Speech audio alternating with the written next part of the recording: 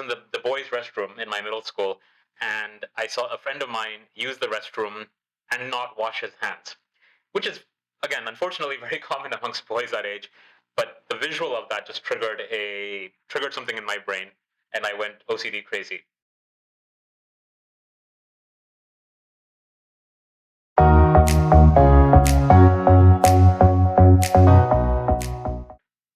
Hey, Kovid. Hi, How are you? doing great. Well, welcome to Navigating Life podcast. Thank you for having me. Absolutely. So, would you mind telling our audience a little bit about yourself? Sure. So I'm Kovid. I'm 35, almost 35. Mhm.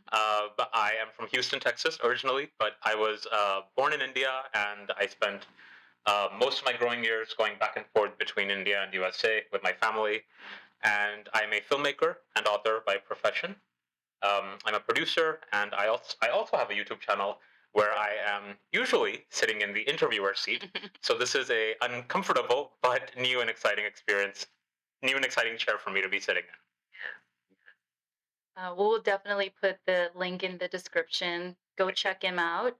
So, your YouTube channel is more of a Bollywood kind of. Absolutely, yeah. Very, very Bollywoody, very all about creativity and storytelling. Mm. So I interview storytellers, whether they are directors or writers or choreographers or actors, and the crux is to figure out how people tell their stories. Mhm. Interesting. Yeah. Interesting. Um, so, COVID, tell us a little bit about your challenging phase, how it looked like, and that journey.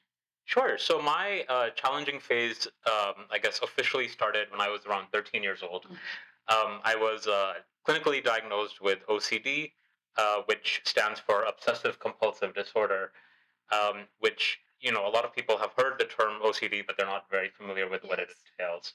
And OCD is basically this constant cycle of having these obsessive thoughts in your head about various things that many people would deem as irrational potentially.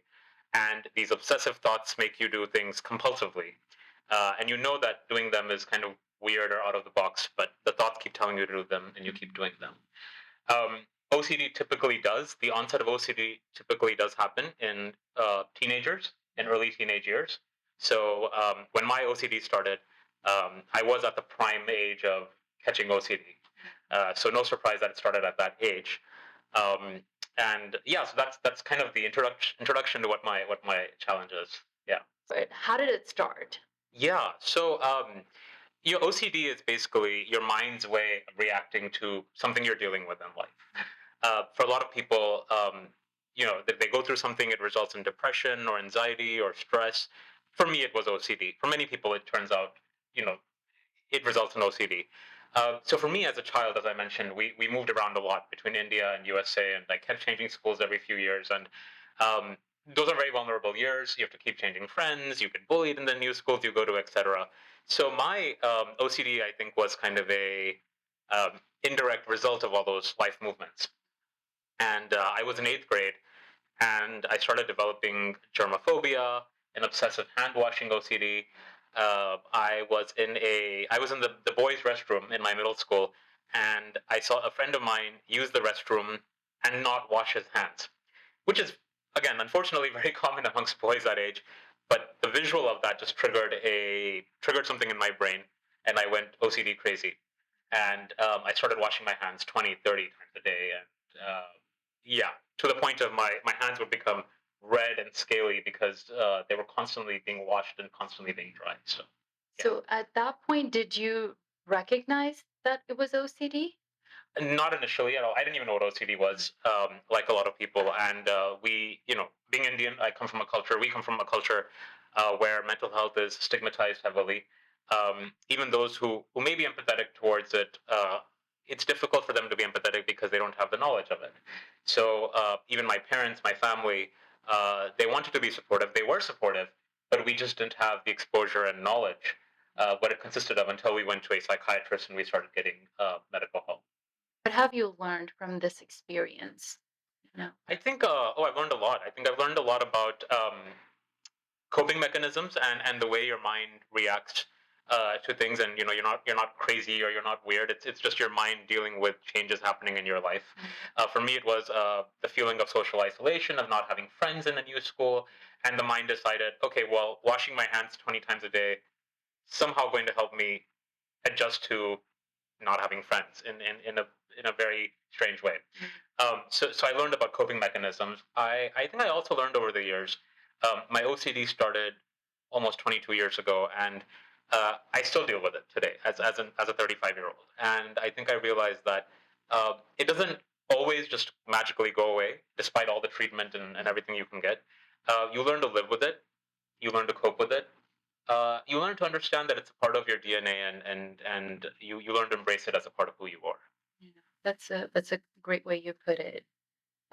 So I know there are like, just getting you to understand and know about OCD, there are different kinds of OCDs, Yes. right? And so I want us to be, aware and our audience to know, because most of the times when people think of OCD, it's like hand washing, Hmm. germs, Yeah. and that is the only thing that they can Right. think of. And when but we really don't understand the depth of people that live with OCD and the struggles Hmm. that they go through. Could you talk a little bit about that journey, that aspect of it? Sure. Yeah. And I think you presented. You said something very important, because a lot of people very loosely throw around the word. Oh, I like things organized. I'm so OCD. Ha ha ha. Yeah. And unfortunately, a lot of television shows and films have trivialized OCD. In the popular sitcom Friends, Monica likes everything clean, and they kind of make fun of that as OCD. But OCD is really when it starts interfering in your day to day life. And I'll give you a very simple example. So. Um, with the germophobia kind of OCD that I have, I was at a stage in my life where um, this idea of germs traveling everywhere, right? So, say there's a guy who did not wash his hands after using the restroom. He goes and he touches the handle of the door of the restroom. So for me now, that door is contaminated. So I will. So if I touch that door, then I have to wash my hands. That same guy goes and sits on a chair. So to me now, that chair is contaminated. I have to go and I have to clean that chair with water and soap. And every single that guy goes and touches you, and now you're contaminated to me. So the mind is now going into that direction where everything needs to be washed and scrubbed and cleaned with water and soap to remove those. So how did that, would you say that OCD kind of, depression was kind of part of OCD, or did that lead to depression? Could you talk about that a little bit? Yeah, I was very lucky that my family helped me get the treatment that I needed in my teenage years for OCD. So the OCD didn't very directly evolve into depression, and I was also very lucky that unlike schools, I didn't change colleges. So I spent 4 years at one university. I developed a social circle, and that helped address a lot of the loneliness and the new kid feelings that I had growing up. Um, the onset of depression in my life actually started more at the age of 30, which was many, many, many years later. And that was a result of very somewhat similar, but also very different circumstances in my life. But So I know I want us to, you're single. So I want us to talk about that aspect of, you were actually doing great with your life, right? Being a filmmaker, pursuing your passion and living this amazing life.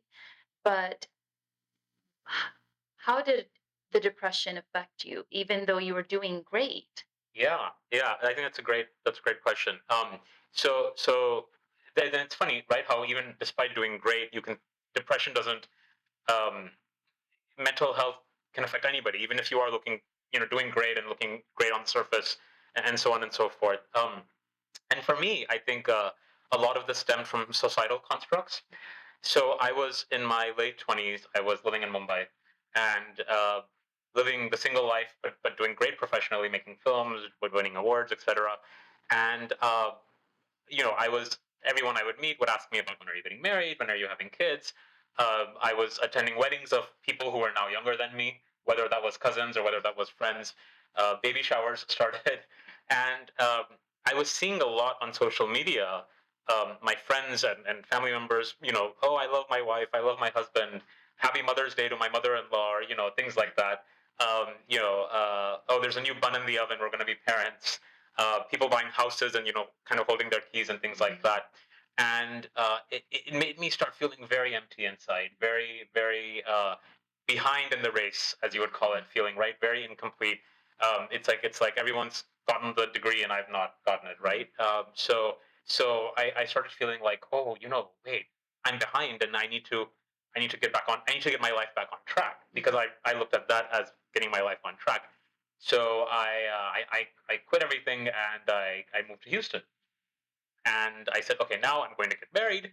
I'm going to have 3 children. I'm going to buy a big house in suburbia, and I'm going to do 8 to 5, and I'm going to be happy in life. Um, so I did that. I quit my filmmaking stuff, and I moved back. And um, when I came back, I realized over time that's not actually what I ever wanted. I wanted to be a filmmaker and a storyteller, and that's where my passion truly was. And that's when the depression really, really got heavy, because the real depression came from not living the life I wanted to live, but still trying to live a life that I wasn't meant to live at that moment. Yeah. So it's sort of like I, our passion definitely is to impact the younger generations, right? Yes. Being real, being authentic, and how do we lead by example? So social media, I know it it skews your perspective, the reality. We're looking at scrolling through social media and looking at, like how you were saying, but how that affects us mentally and where we are. But we were also talking about switching, reframing your mindset, right? Instead, turning the tables, and your friends who are married, have kids, have this amazing life. From your perspective, they're looking at your life thinking, how amazing. COVID Yes. is pursuing his passion, doesn't have to worry about dirty diapers, or, he's single, he can do anything, Yeah. anytime. And so I feel like it's definitely about perspective, right? How you view things. And shifting that, I feel like, will change a lot of things, right? And so you're here now. So how did that, help you to shift gears? And, you're still on social media, you're still single, but how do you view that right now? Yeah, I think it definitely took time to kind of process it and realize. And I think, had I stayed in India, had I not come back to US, I would still be in that phase of I'm behind, I'm behind, I'm behind.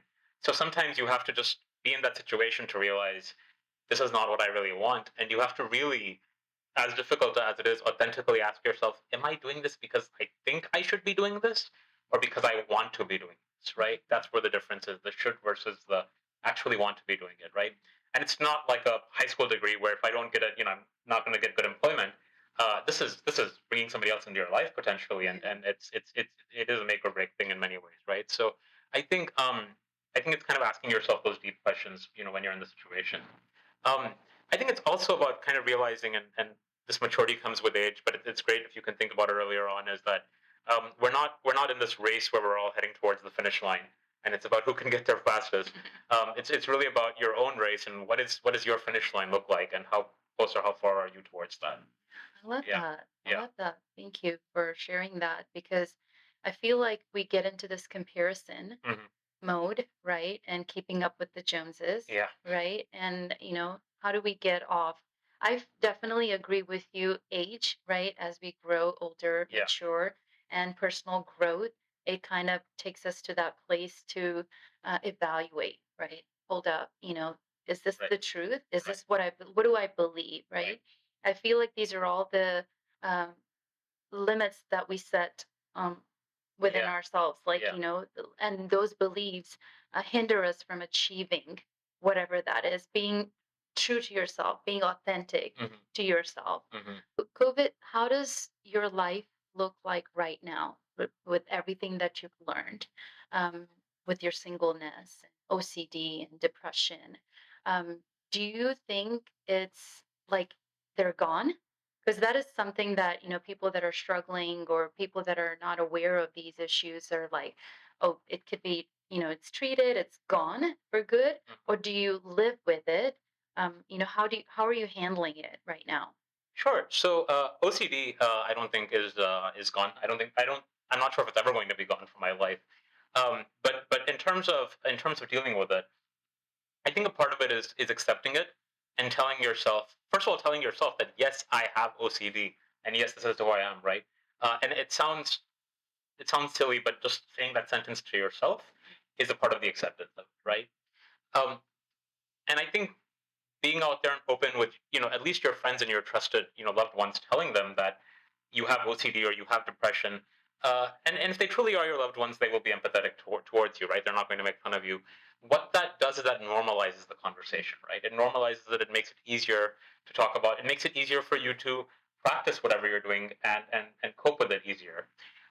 So, for instance, all of my close friends, and now a lot of the world will know that I have OCD, right? And saying that makes it easier because when you're doing your strange habits or doing your strange things, it's not as surprising anymore. You're not having to hide. I mean, before I would have to, go and hide and do my little hand washing rituals or my little cleaning rituals, and now I do them in front of my loved ones. And I'm not saying they all agree with me doing it, but it's not a surprise to them. It's not something I'm ashamed of doing because everybody knows that yes, he has these cleaning rituals that he does. So I think that's a big part. Thank you for sharing that because it helps us to really understand, be empathetic with somebody that is struggling with Yeah, OCD or yeah, depression, or how yeah, do we, how do we relate with them? I think that's the whole point, right? When we say be real, be authentic, what do we mean? What do we mean is like letting that person be who that person is, yeah, right? And also have, living in awareness. I always, living in awareness, right? When we are aware of those struggles within family, friends, or yeah. in our circle, that we would be better people, Right, right? right. Better people and help others Yeah, that is struggling with OCD, or to recognize, hey, you know, this is going on in that person's life. yeah, You know, yeah, yeah, yeah. but will you tell us, how did you let others in on your secret of, hey, I'm living with OCD. Um, when did you come out of the closet? I guess, Yeah. Yeah, so it took 20 years to almost 20 years to tell people about it, right? One of my really close friends, Rachel, who's going to be on one of your episodes as well.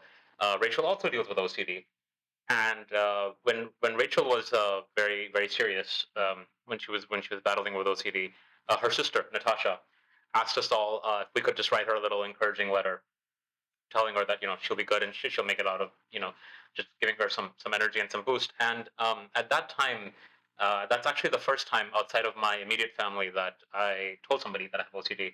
So in that letter, I wrote to Rachel that if I can make it out, so can you. And I talked a little bit about what kind of OCD I have, and I told her about it. And that was therapeutic for me as well, right? Because I'm actually telling somebody about the OCD that I deal with. Um, so that's kind of how it began. I think I was probably 29, 30, 31 when I told Rachel.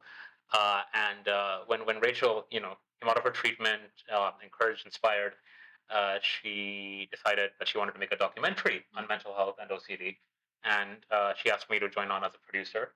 And that's when I started telling more and more people about my story and why this is such an important subject to make a documentary on. I watched it, so it's amazing, and Thank you. Thank you. we can't wait for it to be, Thank you. is it this year? Yes, this year for sure. Yeah. Yes. Yeah.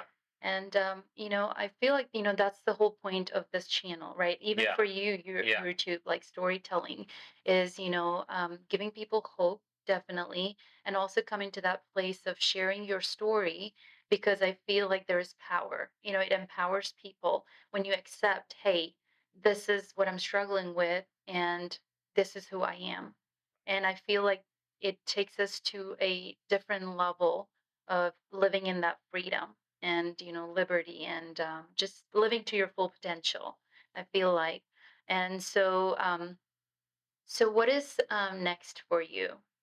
Yeah, so next for me is, of course, the documentary that I just talked about, Mind Games, which is really about not just about OCD as a subject, but also the taboo kinds of OCDs, the OCDs people don't talk about. I mean, I have hand washing OCD, which a lot of people know about.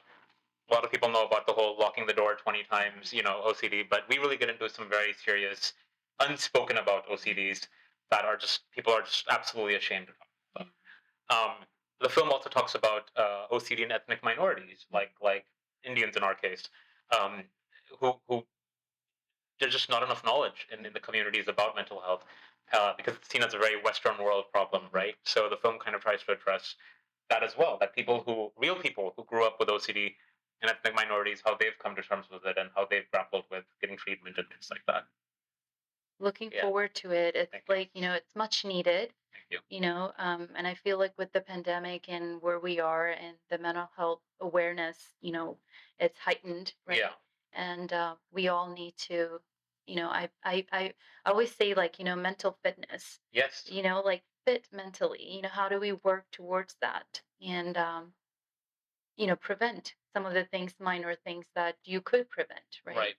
Um, would you tell us what motivates you, or what are you passionate about in life? Well, I think what motivates me is really, as I said, storytelling, bringing stories to the world. I truly believe in the power of goodness, and I really think storytelling is a great way to encourage goodness and foster goodness in the world. People are consuming television and film left and right. I had the privilege of working for Teach for India many years ago, and I used to visit a lot of slums in India, which is where the majority of population dwells. And I would see slums where many children weren't going to school or had very poor education. These huts didn't even have toilets, but they all had television screens, and they were consuming television left and right. And that really got me thinking that there's a lot of power in storytelling, and there's a lot of uh, magic that can be created by telling the right kinds of stories. So I think that's truly what drives me, and I think it's also such a privilege to be able to tell stories. Very small example, I was reading about the Holocaust, and in this ghetto where many of the Jewish population were kind of forced to live together, it was illegal for Jews to have books or read books or things like that. And there was one girl who had smuggled a book, and she used to every night very quietly they used to read it. They used to read from the book to each other. And I said, what a privilege to be able to read stories and tell stories uh, that we must all value. So that's definitely something that drives me. Absolutely, I agree. And I think that's what I'm aspiring, right? I'm Yes. aspiring to bring stories to light. Yes. Yes. And, because they're inspiring, Yes. and Yes. to, like, thank you for letting us into your life Thank you. and, Thank you for sharing letting me that know. aspect. So, would you tell me a little bit about how did your support system look like when you were going through these challenging phase?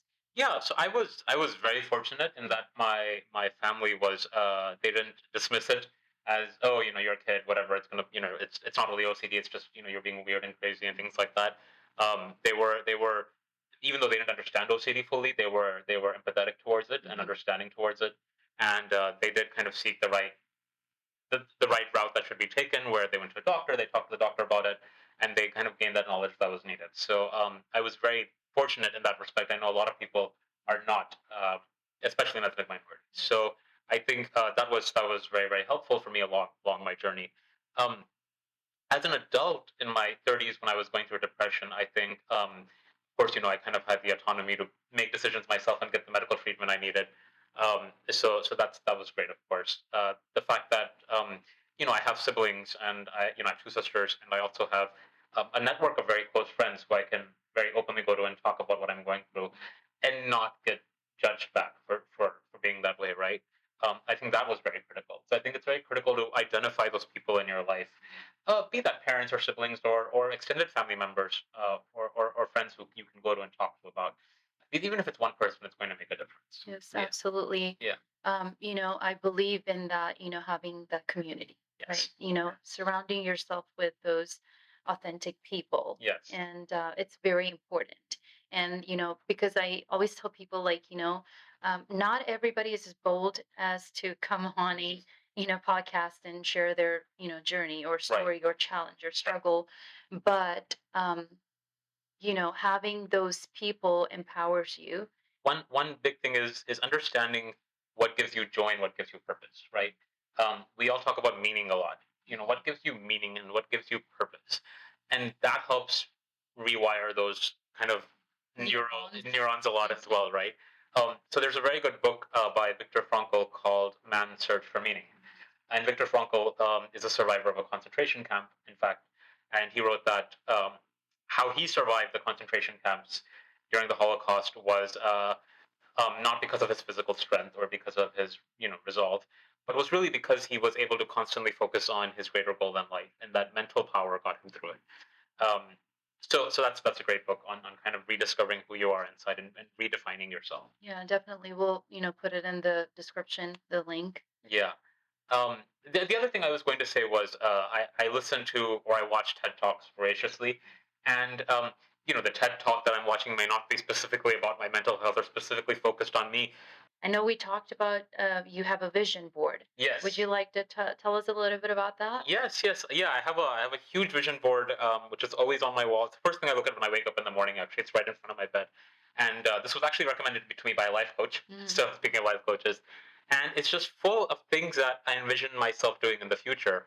And if I see anything in a magazine or something on my computer, I'll print it out and I'll just put a thumbtack and just put it up. And that's kind of how I realized that I didn't want the classic suburban life because I never had a desire of putting that on my vision board. I still don't have that on my vision board. So I said, if it's not made it to my vision board, maybe I don't really want it, right? So whether it's something you want, somebody you want to meet, just somebody who inspires you, putting that on the board just visually, I think helps, manifest that. I feel like it brings clarity. Definitely. Clarity, okay, do I, like, you came to that conclusion. Do I really want this? Do Yeah. I really need it? What advice do you have for the audience and for us, and a message or practical tips on that is helping you or helped you on this journey? Yeah. So I think one practical tip I would give that helps me is I think we all get bogged down by the day-to-day things in our life, right? A friend snubbed me the wrong way, or my boss said this to me, or my parent and I had a fight, or something like that. Whatever it is, right? So I think it's very easy to get bogged down on those things and lose sight of the greater things that are on your vision board potentially, and all those things are taking away precious minutes of your life, right? That you could really be focused on doing greater things. So a quote that I read that it's the only quote that I have printed and put on my wall in my office. Um, the quote says, "If it won't matter in 5 years, don't spend more than 5 minutes worrying about it." I love that. So that's easier said than done, obviously. But anytime something affects you, just ask yourself, will this matter in 5 years? Yes or no? And if the answer is no, spend 5 minutes worrying about it. I'm not saying don't worry about it. So I actually put a timer on my phone for 5 minutes. And for those 5 minutes, I'm going to just think about that person, how much I hate them. Or if I want to, call somebody and gossip about it, I'll do that. But so I actually allot those 5 minutes to complain about it. Because saying, oh, don't worry about it is not going to actually get you to stop worrying about it. Allotting 5 minutes is actually going to get you to spend 5 minutes focused on just that silly little problem. But then you're done because you allotted the 5 minutes to it. If it is something that's going to matter in 5 years, then by all means take all the time to think about it. But 99.9, I have yet to find a problem that's going to affect me in 5 years. Yeah. Most of them are 5 minute problems. So, yeah. So, Kovid, thank you so much for taking the time to come here and share your story. And I hope it encourages you. Please comment, if it resonated with you on this, journey, or if you are struggling with anything, please comment. And thank you for watching us. Thank you for being here. Consider subscribing to our channel. Thank you, Kovid. Thank you. Thank you so much for having me, and thanks a lot. Absolutely.